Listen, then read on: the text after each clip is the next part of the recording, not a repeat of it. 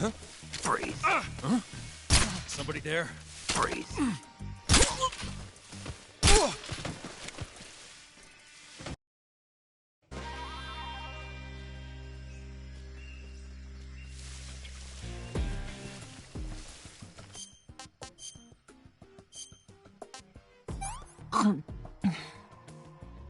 This tastes like crap.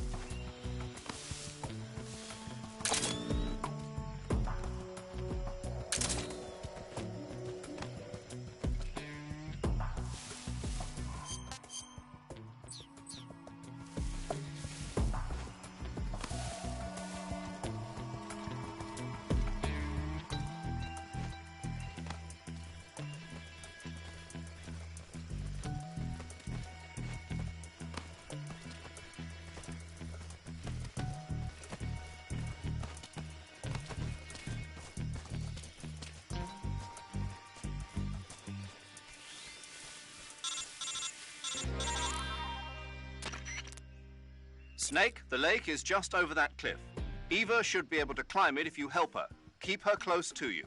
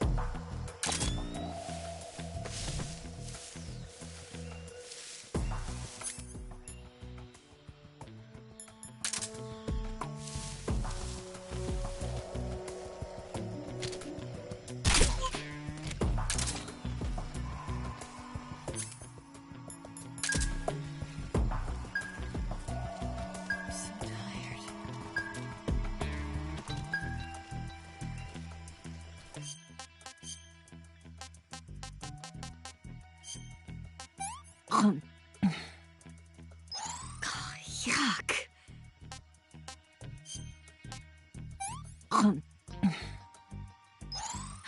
Can I have seconds?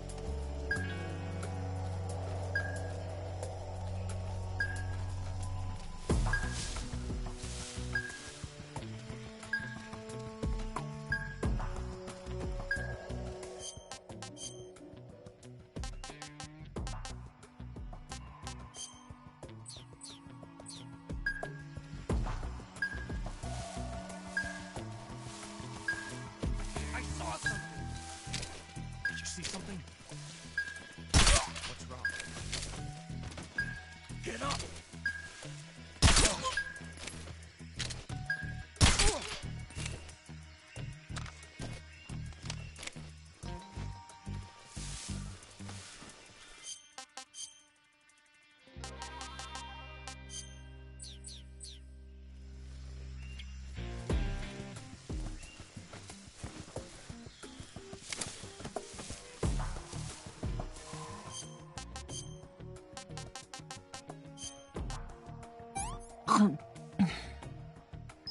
What did you give me?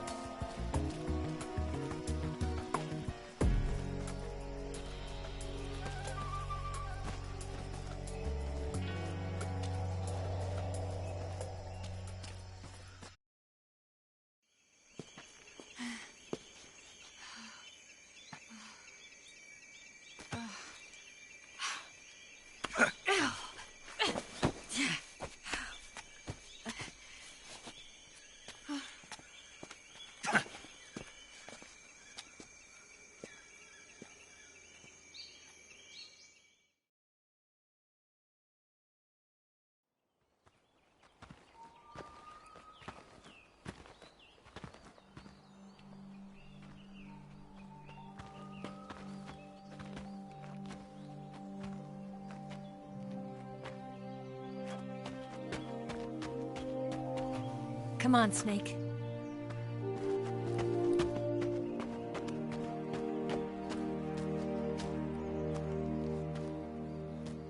We made it. We made it. Over there.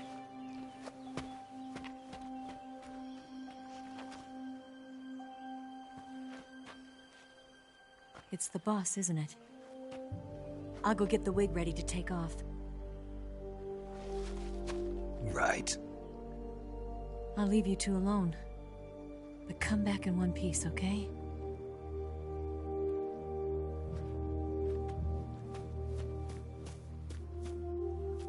Promise me!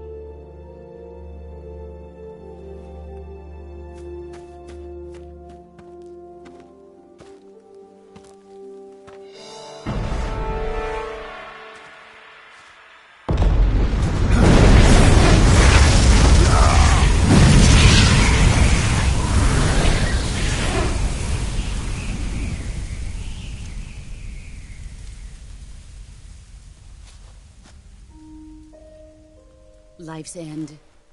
Isn't it beautiful? It's almost tragic. When life ends, it gives off a final lingering aroma. Light is but a farewell gift from the darkness to those on their way to die. I've been waiting, Snake, for a long time. Waiting for your birth, your growth, and the finality of today. Boss. Why are you doing this? Why? To make the world one again. The world used to be whole. But with the end of the Second World War, the philosophers began to fight amongst themselves, and the world was torn apart. The Cobras, my comrades who trained and fought alongside me, were torn apart as well. The foibles of politics and the march of time can turn friends into enemies just as easily as the wind changes. Ridiculous, isn't it? Yesterday's ally becomes today's opposition. And this Cold War? Think back. When I was leading the Cobras, America and Russia were fighting together. Now, consider whether America and Russia will still be enemies in the 21st century. Somehow I doubt it. Enemies change along with the times, the flow of the ages, and we soldiers are forced to play along. I didn't raise you and shape you into the man you are today just so we could face each other in battle. A soldier's skills aren't meant to be used to hurt friends. So then what is an enemy? Is there such a thing as an absolute timeless enemy? There is no such thing, and never has been. And the reason is that our enemies are human beings like us. They can only be our enemies in relative terms. The world must be made whole again. The philosophers must be reunited. I will devote my skills to that purpose. And with the Colonel's money, I will achieve that end. Just as I once created the Cobras. They are my family.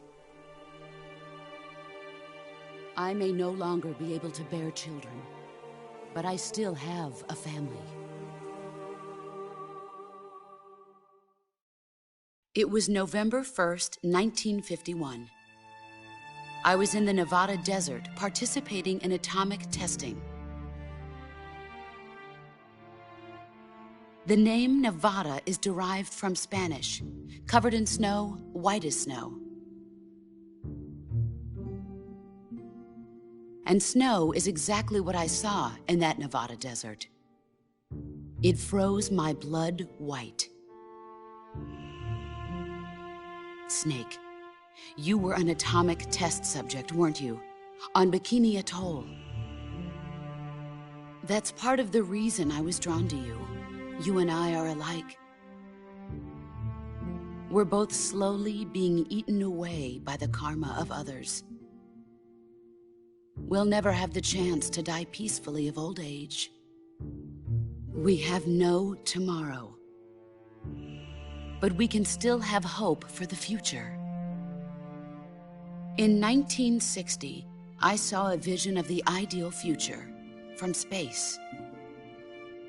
3 years earlier, the Soviet Union had succeeded in launching Sputnik, the first man-made satellite in history, into orbit. This came as a huge shock to the United States. In response, America threw everything it had into its own manned spaceflight project, the Mercury program. Even as the Soviets seemed poised to send their first man into space, America was still experimenting with chimpanzees and rockets. The government wanted human data. So they secretly decided to send a human being into space. I was the one they chose. At the time, they didn't have the technology to block out cosmic rays, and whoever they sent up would inevitably be exposed to heavy radiation. That's why they chose me. After all, I'd already been irradiated once. Of course, you won't find any of this in the history books. I could see the planet as it appeared from space. That's when it finally hit me. Space exploration is nothing but another game in the power struggle between the US and the USSR. Politics, economics, the arms race, they're all just arenas for meaningless competition. I'm sure you can see that, but the Earth itself has no boundaries. No East, no West, no Cold War. And the irony of it is, the United States and the Soviet Union are spending billions on their space programs and the missile race, only to arrive at the same conclusion. In the 21st century, everyone will be able to see that we are all just inhabitants of a little celestial body called Earth. A world without communism or capitalism. But reality continued to betray me. In 1961, I was sent to Cuba, to Bahia de Cochinos. It was part of a CIA-sponsored invasion under the guise of taking Cuban exiles back to their country. But the US government betrayed them. Our weak-kneed president held back their air support. Defenseless, the exiles were annihilated by the Cuban army. All I could do was watch in silence. I was set up by the very country I'd sacrificed so much for, by the very government I dedicated my life to defending. I was driven from the surface world, and I went underground. Then, 2 years ago, I faced the Sorrow, my old comrade in battle. He was my friend. But one of us had to die. I was left with no choice. The Sorrow gave his life for me. There is no enmity between us. One must live, and one must die. That was the mission. The ones who gave me that mission were the philosophers. Early in the 20th century, the true holders of power in the United States, the Republic of China, and the newly formed Soviet Union gathered together in a secret meeting that would later be known as the Wise Men's Committee. The secret pact they formed there marked the beginning of the philosophers. But the last of the original members died in the 1930s. After that, the organization began to run out of control, and the Wise Men's Committee degenerated into a mere shell of its former self. The philosophers of today have no sense of good or evil. Their influence extends to countries and organizations involved in every aspect of every war. They have become war itself. That's how they operate. The sacrifices of war cause a shift in the times. This shift leads to renewed conflict, and in turn triggers the next war.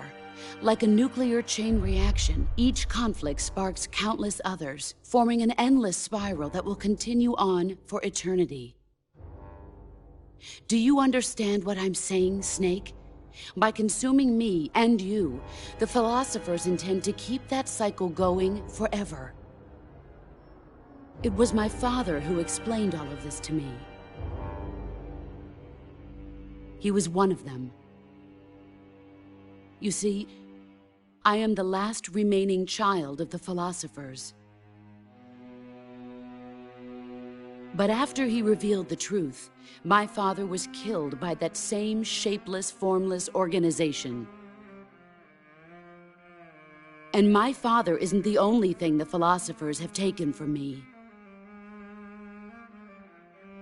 In June of 1944, the Cobras and I took part in the landing at Normandy.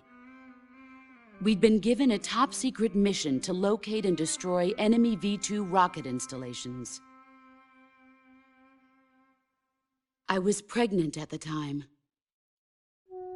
The Sorrow was the father. I gave birth on the field of battle. A beautiful baby boy. But my child was snatched away from me by the philosophers.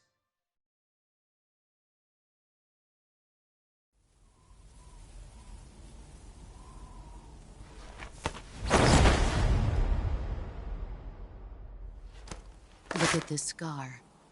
This is proof that I was once a mother.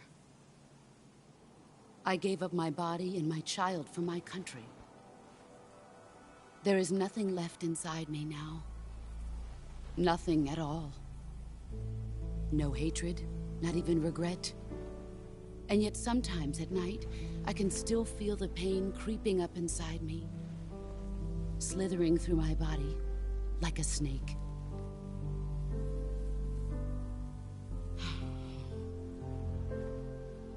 I've never talked this much about myself before. Thanks. Thanks for listening to me.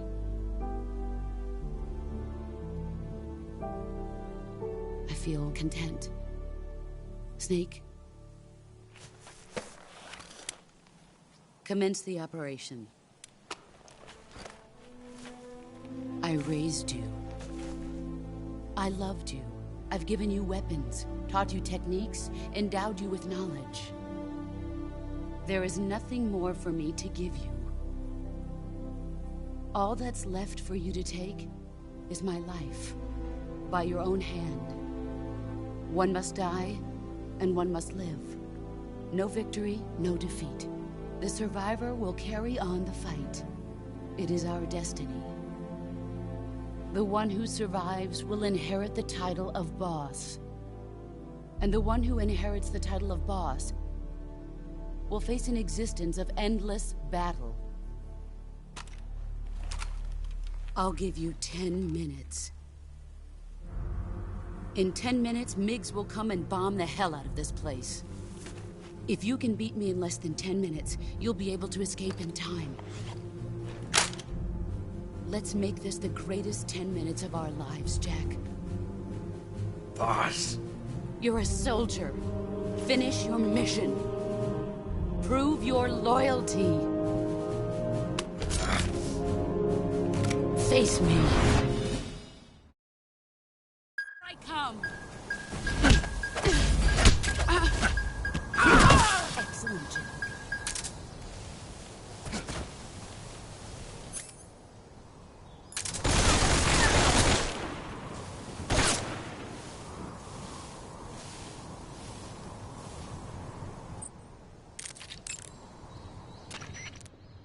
Snake, it's time to complete your final mission. This is where you fulfill your loyalty to your country, and perhaps to her as well. You must defeat the boss. The firepower of that Patriot pistol the boss is using is beyond compare. In a straight shootout, you'd lose every time. Your first concern should be to hide yourself while using camouflage. Maneuver towards the boss's blind side, wait for an opening, and attack her with a gun or CQC. Snake, it's all over if you lose sight of the boss. Don't let those falling flower petals confuse you. That gun the boss is using is a one-of-a-kind sidearm she had made especially for her. They call it the Patriot. Basically, they took the Army's experimental XM-16E1, cut the barrel short, and took off the stock. It handles like a handgun, but it's got the stopping power of a rifle. Because the barrel is cut so short, it's got some nasty recoil, though. I can't believe she's using it with one hand. Now I see why she's the leader of the Cobras and a legendary hero. As long as the boss is firing that Patriot at you, frontal attacks are gonna be useless. Get around to her back or side and attack her from there. Move!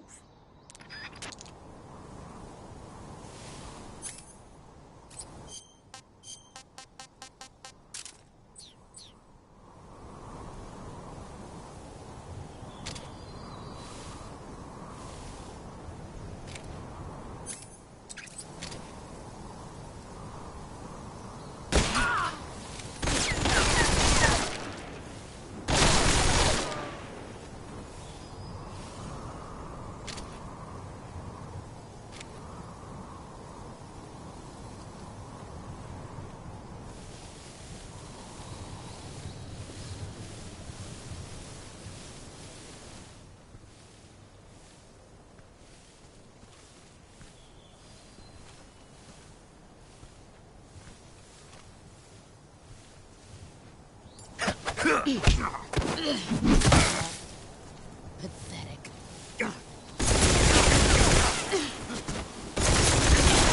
Let's see what you're made of.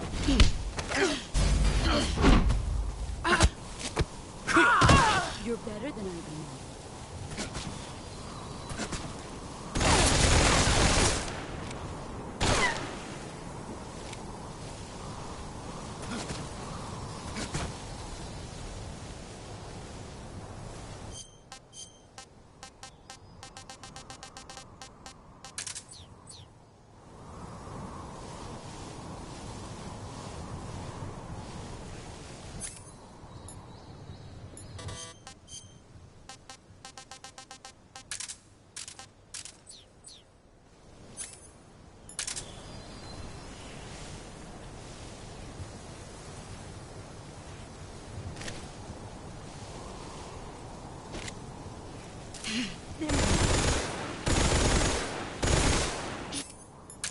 Where is he? There you are.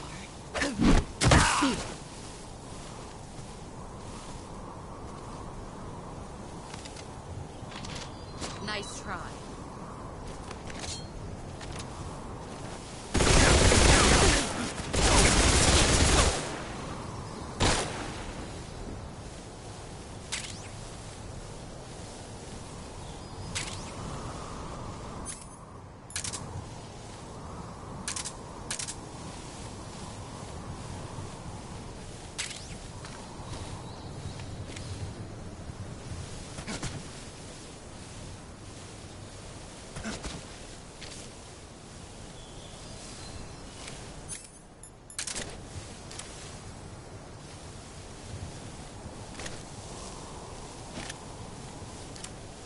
of your mind? There he is. Let's see what you're made of.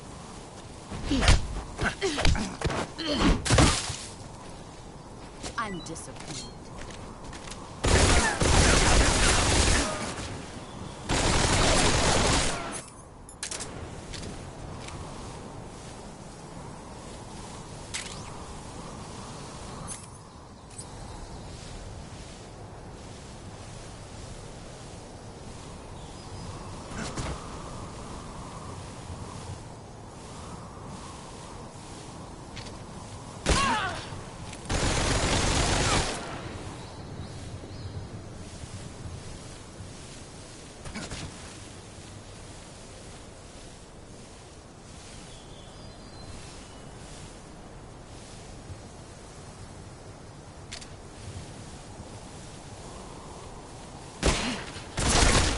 Brace yourself.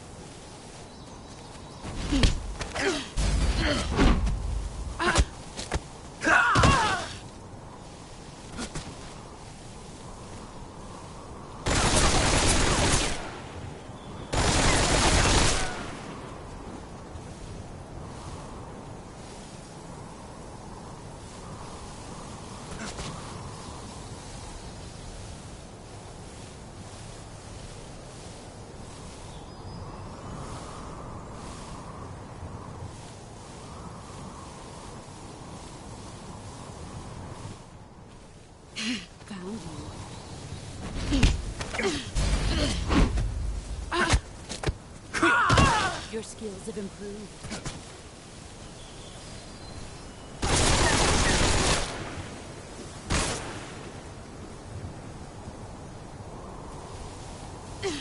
Five more minutes. Let's see what you're made of.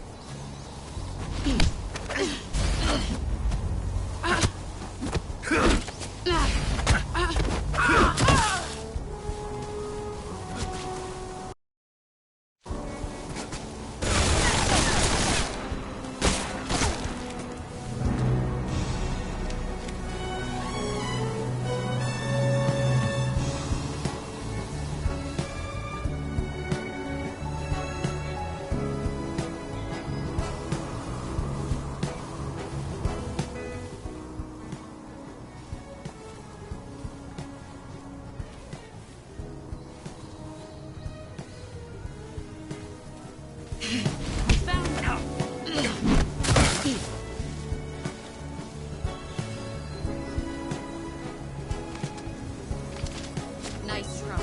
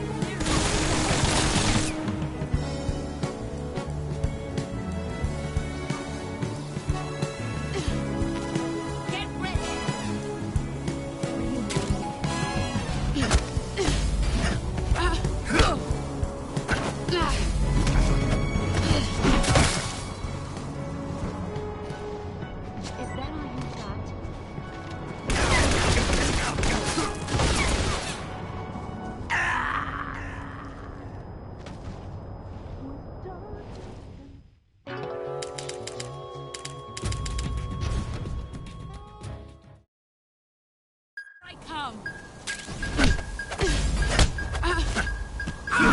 Excellent, Jim.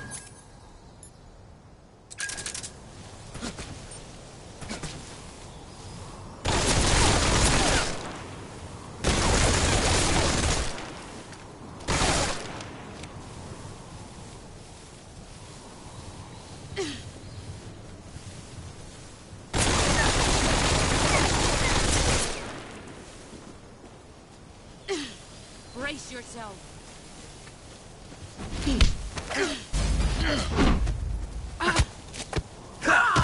You're better than I remember.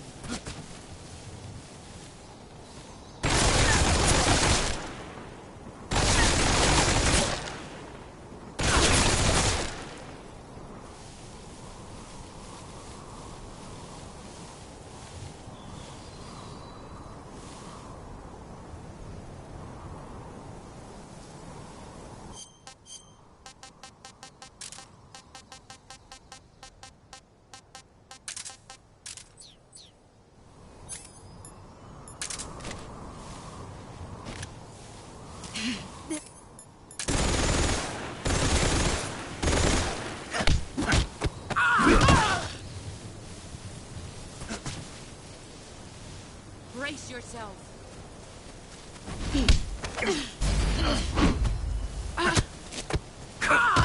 Your skills have improved.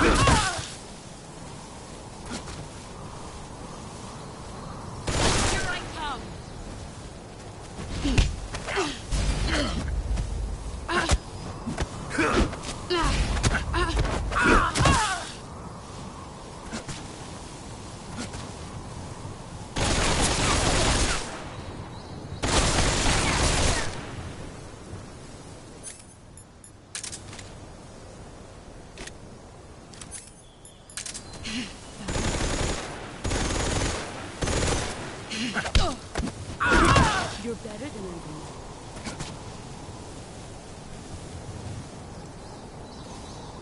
Let's see what you're made of.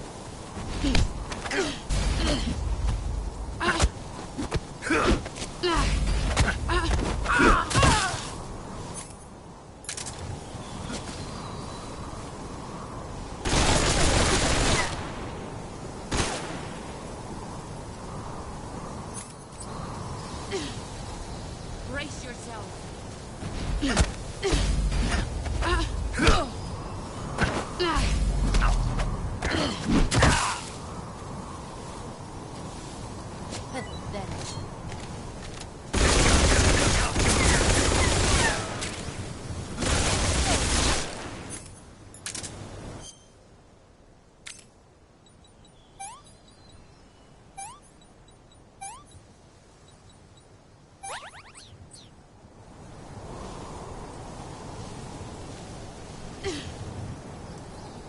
Where are you hiding?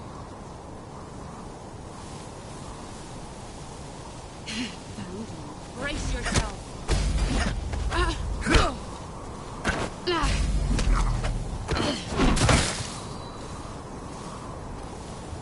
Is that all you've got?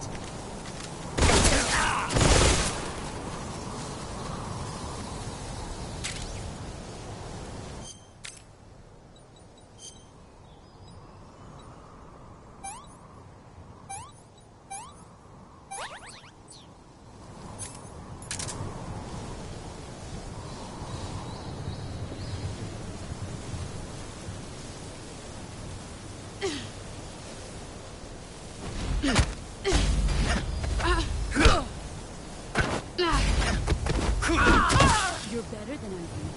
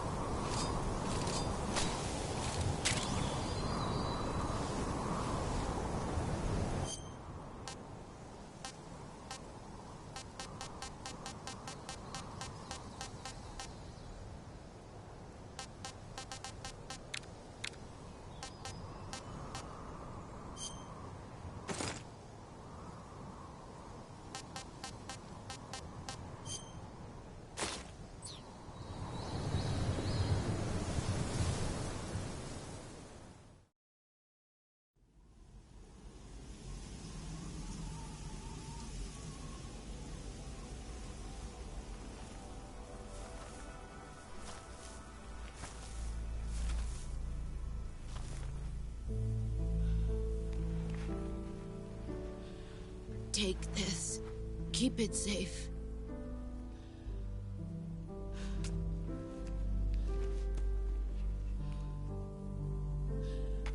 It's our only hope.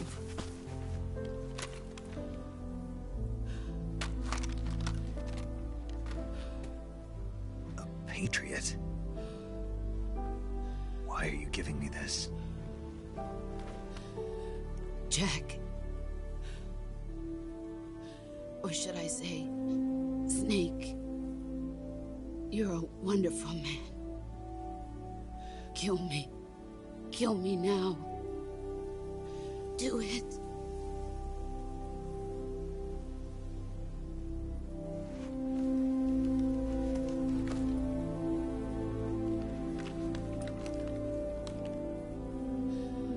There's only room for one boss and one Snake.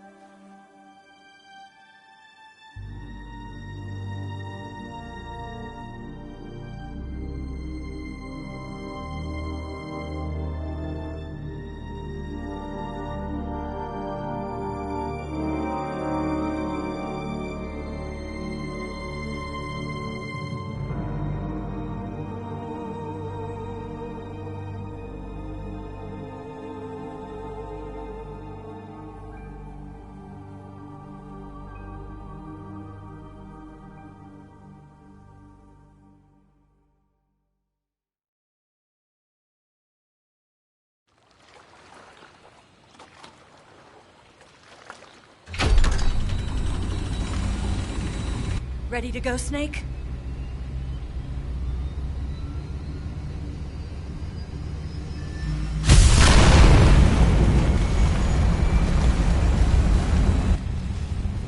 Are you okay? Snake? Yeah.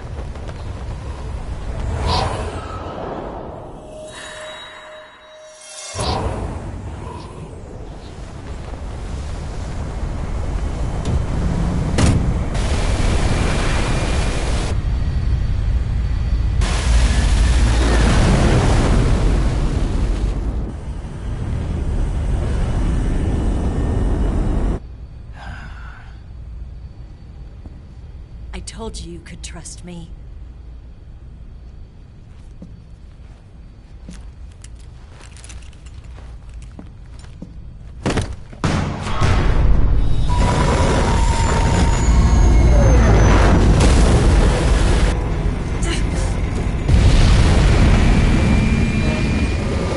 Snake!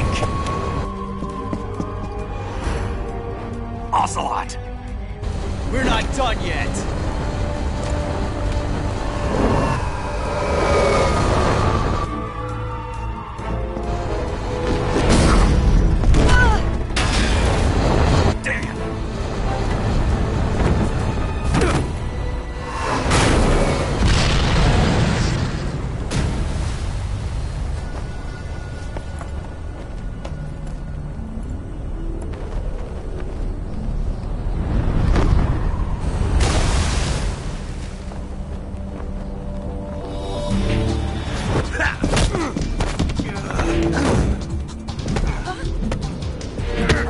Too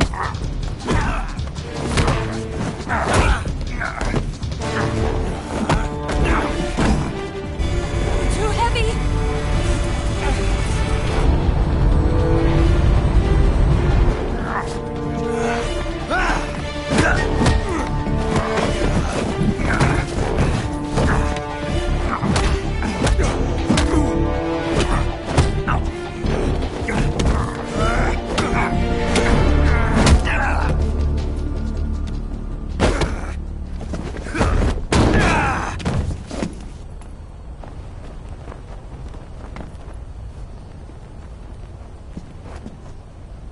Snake, try to remember some of the basics of CQC.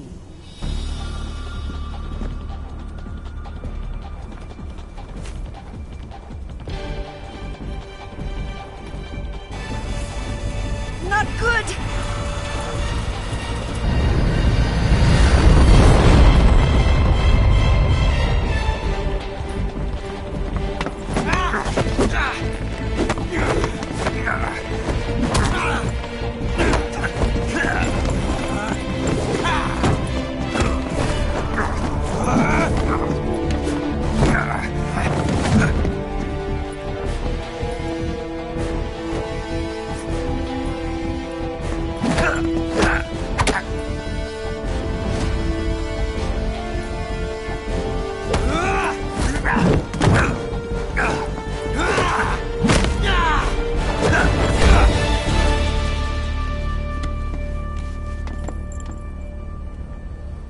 I picked up a few new moves.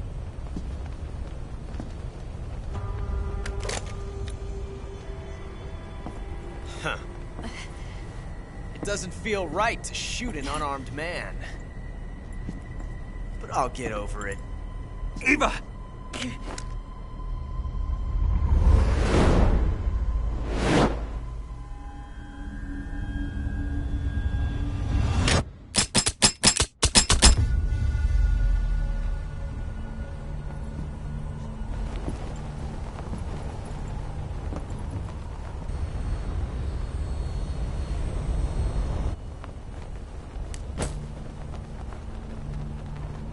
What do you say to one last showdown? Yeah, all right.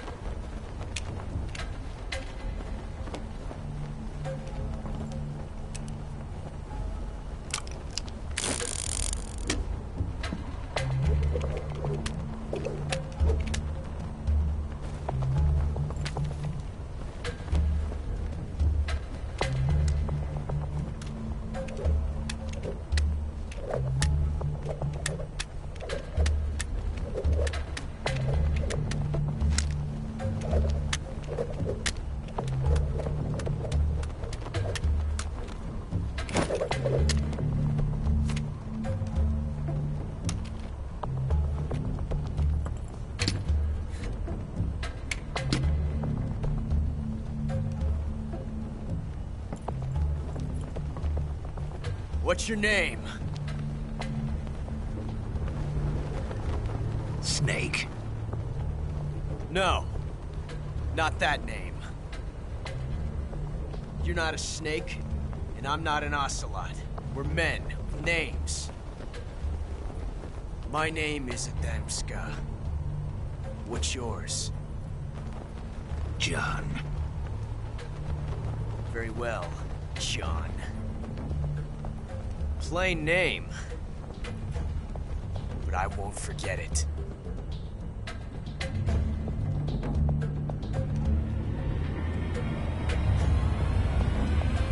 Come on!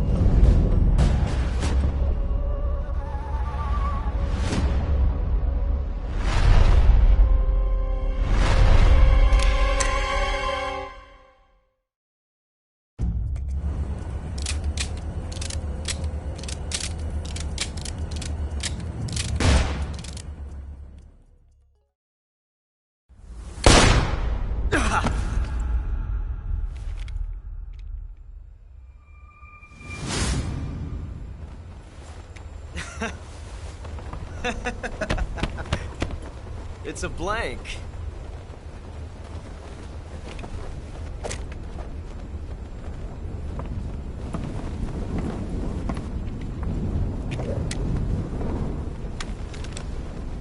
That was fun. Till we meet again, John.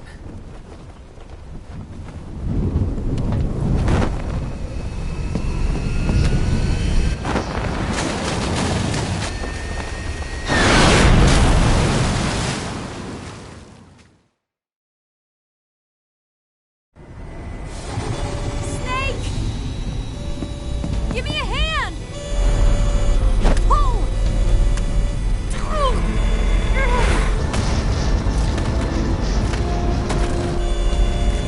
Come on, pull up!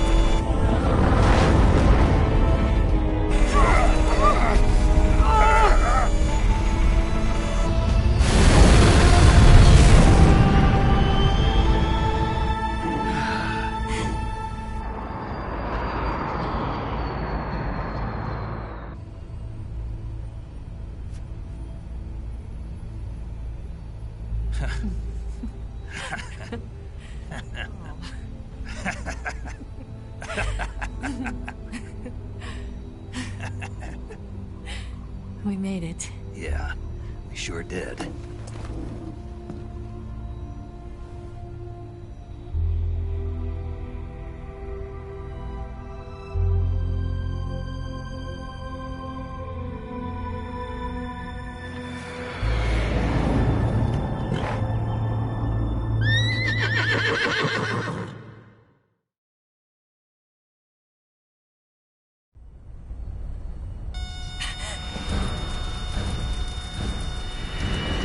Oh no, Miggs!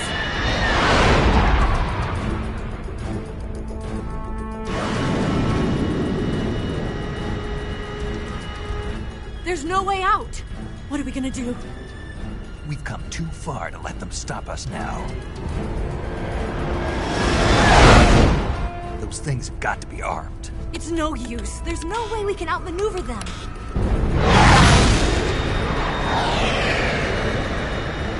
They're gonna shoot us down. We were so close. Weapon systems on. Locked on target. I got towed. You were great, Eva. Huh? Thanks.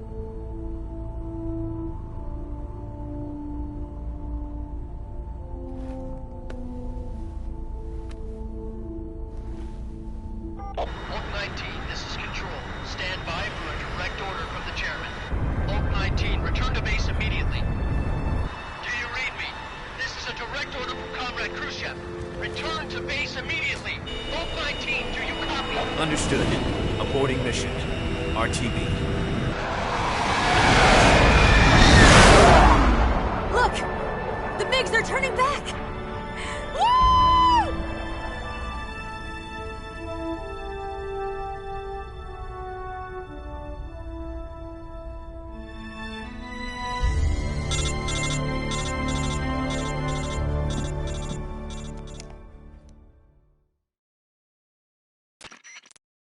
Well done, Snake. The MiGs disengaged. Most likely under orders from Khrushchev. Is this his way of helping us? Who knows? Maybe he didn't want things to get messier than they already are. Or maybe he just wanted us to owe him one. The important thing is, you made it out alive. As long as Khrushchev is with us, I don't think they'll be coming after you. It should be smooth sailing all the way to Alaska. I'm sending someone out to Galena Base to meet you. To meet me? The DCI and the President himself are waiting at Langley. Don't keep them waiting.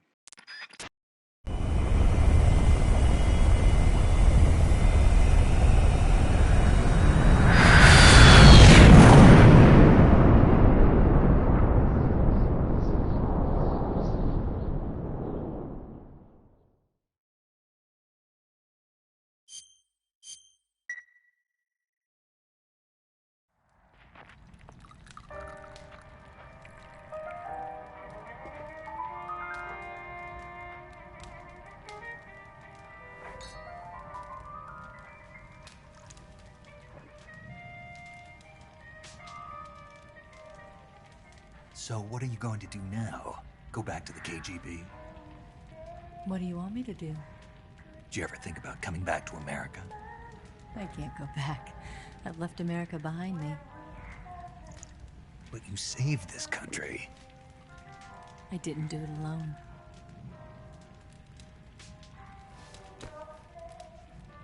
And I still owe you a dinner.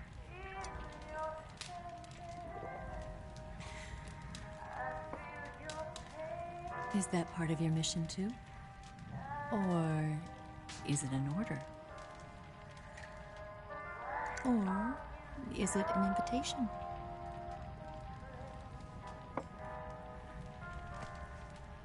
Or a proposal?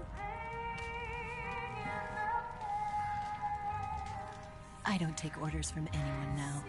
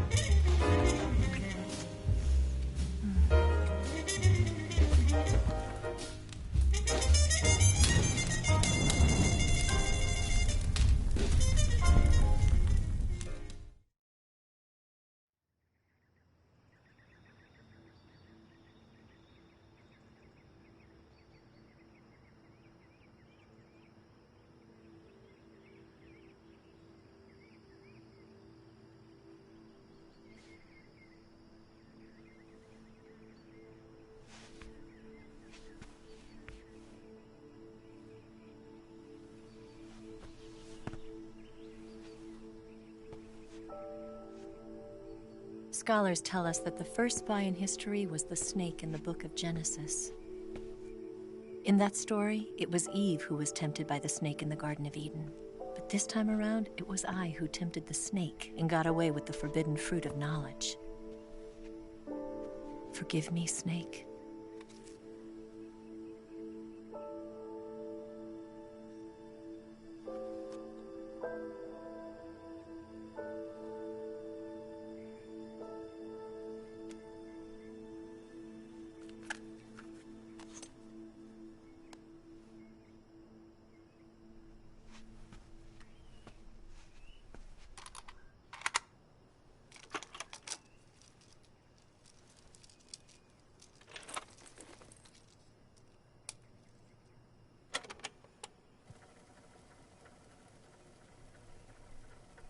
Good morning, Snake. I hope you slept well. First of all, I have to apologize. I wasn't sent by Khrushchev. I'm not a KGB spy, and I never worked for the NSA. I'm an agent of the People's Republic of China for the General HQ 2nd Department of the People's Liberation Army. It was all a lie. I tricked you. And I'm sorry.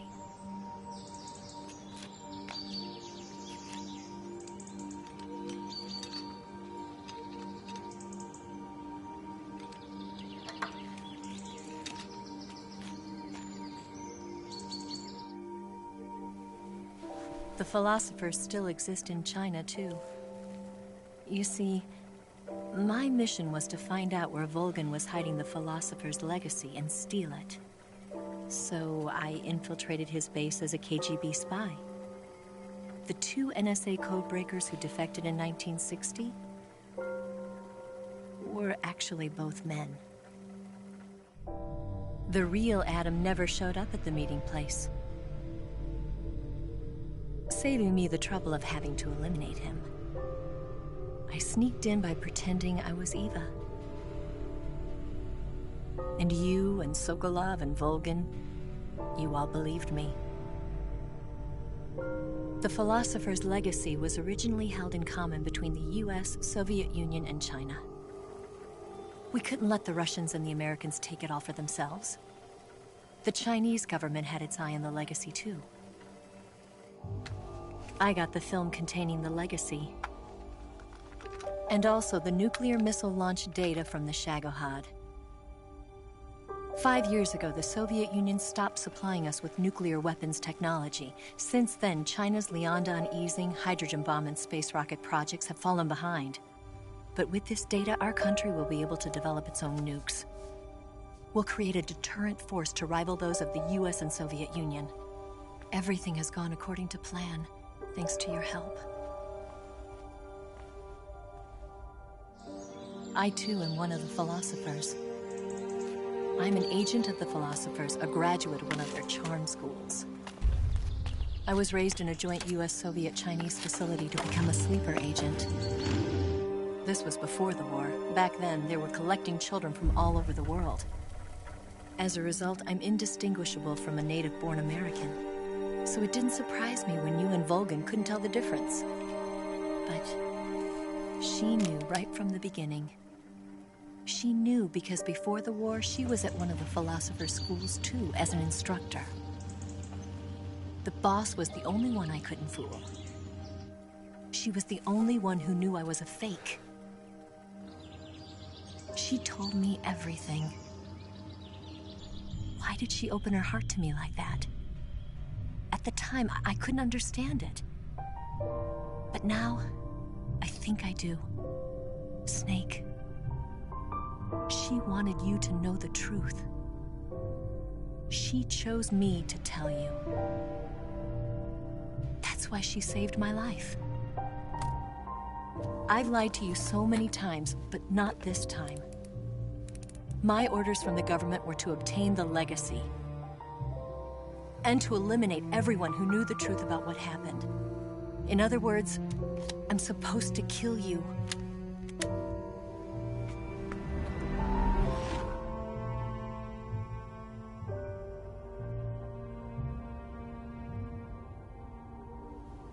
But I can't do it.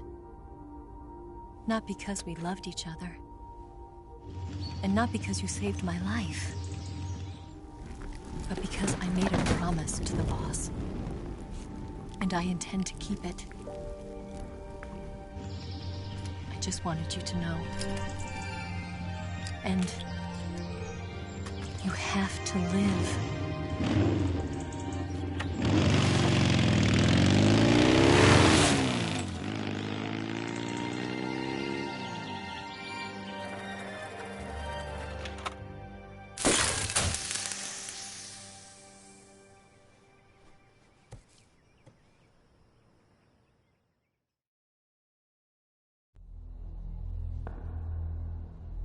Snake, listen to me.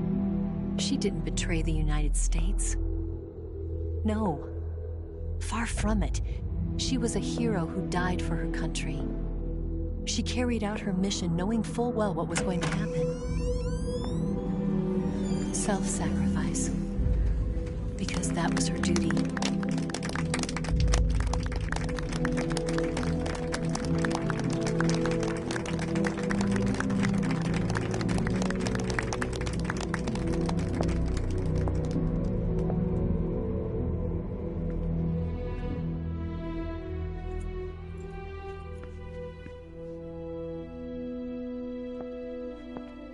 You are above even the boss. I hereby award you the title of Big Boss.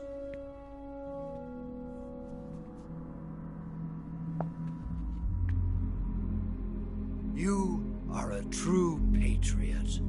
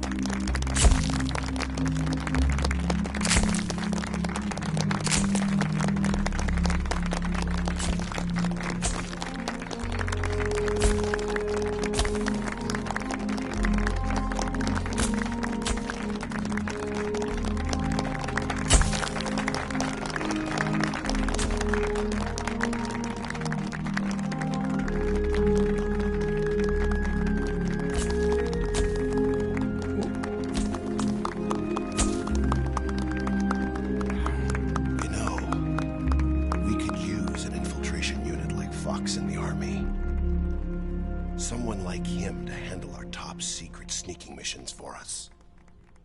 A man who combines the qualities of a soldier and an agent. The boss's defection was a ruse set up by the US government. It was all a big drama staged by Washington so they could get their hands on the philosopher's legacy. And the boss was the star of the show.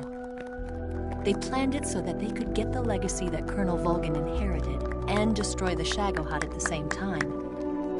Only a legendary hero like the boss could have earned Volgin's trust. Finding out where the philosopher's legacy was hidden was to be her greatest mission. Everything was going according to plan. But then something happened that no one could have predicted. Colonel Volgin fired an American-made nuclear warhead at Sokolov's research facility. Khrushchev demanded that the US government provide proof that it wasn't involved. They couldn't just abort the operation to steal the legacy. So the operation itself was greatly expanded and revised. The authorities in Washington knew that in order to prove its innocence, they'd have to get rid of the boss, and that one of their own would have to do the job. The public couldn't be allowed to find out about it. Not ever.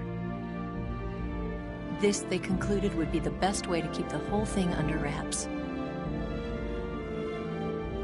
The boss wouldn't be allowed to come back home alive, and she wouldn't be allowed to kill herself. Her life would be ended by her most beloved disciple. That was the way the government wanted it. That was the mission she was given, and she had no choice but to carry it out. Her death at your hands was a duty she had to fulfill. Out of duty, she turned her back on her own comrades.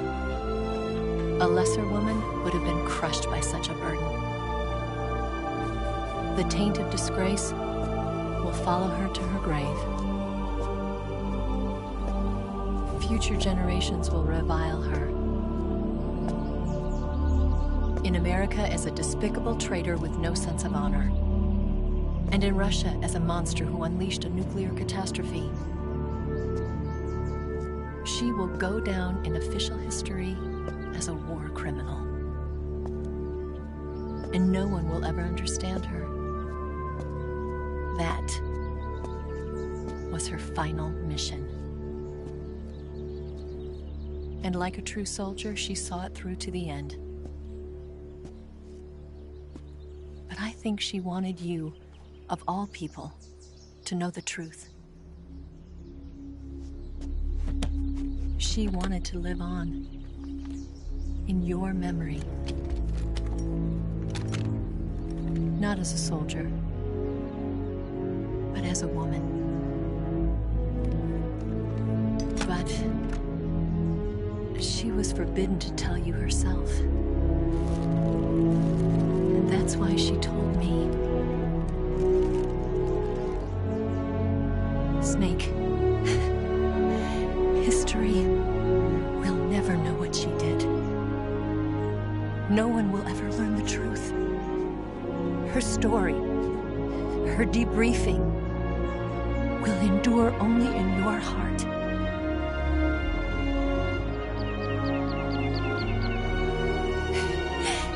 Everything she did for her country.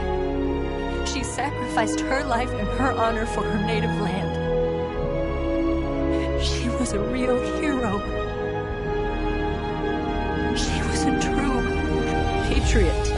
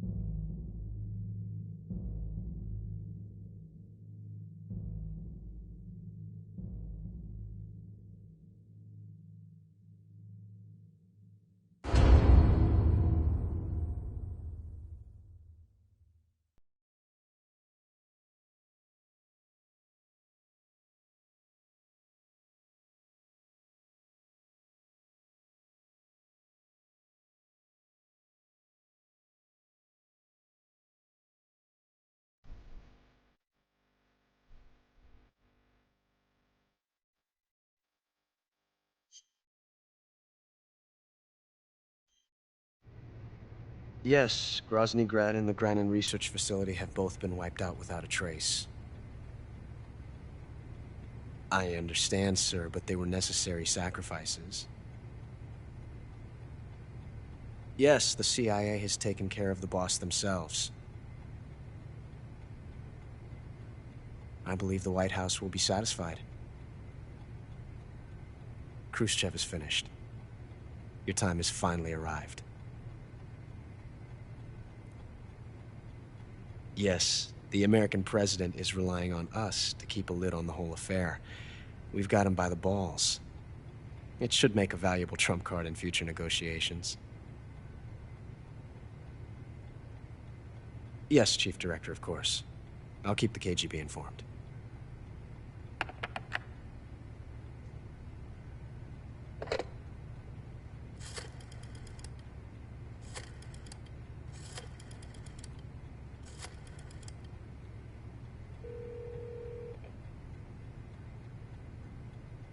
Yes, it's me. The boss has accomplished her mission. The philosopher's legacy is now safely with us, in America's hands. With this money, yes, the philosophers can finally be revived. The film we handed the Chinese was a fake. Peking must be in an uproar right about now. I'm afraid so. Only half the money has made it back to the United States. The KGB must still have part of the legacy. Yes, the weapon has been reduced to ashes. That's right. Grozny Grad has been obliterated by the Davy Crockett we brought in as well. Yes, that was the boss's work too. Speaking of which, I've obtained something from Granin that you might find interesting. It's a revolutionary new nuclear attack system. Perhaps it might just come in handy someday. Yes, we have Snake to thank for that. Khrushchev believed it as well. Yes, they bought our story. I don't think they'll be making a fuss. The secondary alert has been lifted as well. And the Soviets still haven't discovered my true identity. They have no idea that I've been triple-crossing them. I will continue my activities as a contact for the new government. Yes, it appears that no one knew that I was Adam. Of course, I'm always at the CIA's disposal, Mr. Director.